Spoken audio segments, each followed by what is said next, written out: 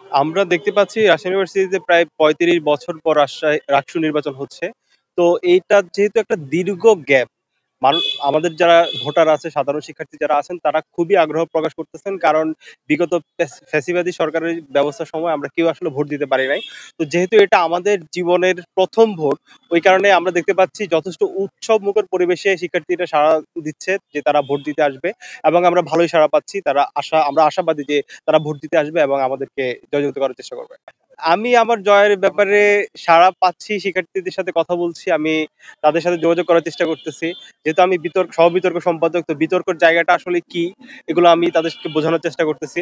তো আমি ভালোই সাড়া পাচ্ছি এখন পর্যন্ত। শিক্ষার্থীরা উৎসবমুখর পরিবেশে ভোট দিতে আসবে, এটাই তারা জানিয়েছে। আমরা প্রত্যাশা করতেছি যে একটা ফ্রি ফিল্ড হোক, যেখানে হচ্ছে কোনো বায়াসনেস থাকবে না। সব প্রার্থীদেরকে সমান সুযোগ দেওয়া হবে এবং ভোট ট্যাম্পারিং এর মতো বিষয়গুলো যেন না হয়। যেহেতু আমরা বারবার দেখে আসতেছি যে একটা কালচার হয়ে দাঁড়াইছে। তো এটা যেহেতু আমাদের স্টুডেন্ট ইউনিয়ন নির্বাচন, আমরা চাই আমাদের প্রশাসনের কাছে একটা স্বচ্ছ নির্বাচন হোক, একটা জবাবদিহিতামূলক নির্বাচন হোক। যেন করে যারা হচ্ছে আসলে ওই নির্বাচনের মাধ্যমে প্রার্থী হিসেবে জয়যুক্ত হবেন, তাদের মধ্যেও যেন ওই জবাবদিহিতার জায়গাটা তৈরি হয়। আমরা প্রত্যাশা করতেছি যে আমাদের প্রশাসন হচ্ছে এই জায়গাটা নিয়ে কাজ করবে। আমার নাম হচ্ছে সাজ্জাদুল ইসলাম নাঈম। আমি রাজশাহী ইউনিভার্সিটির ২০২৪ সাল সংসদ থেকে সহ-বিতর্ক ও সাহিত্য বিষয়ক সম্পাদক হিসেবে দাঁড়িয়েছি। আমার ব্যালট নম্বর হচ্ছে ৩।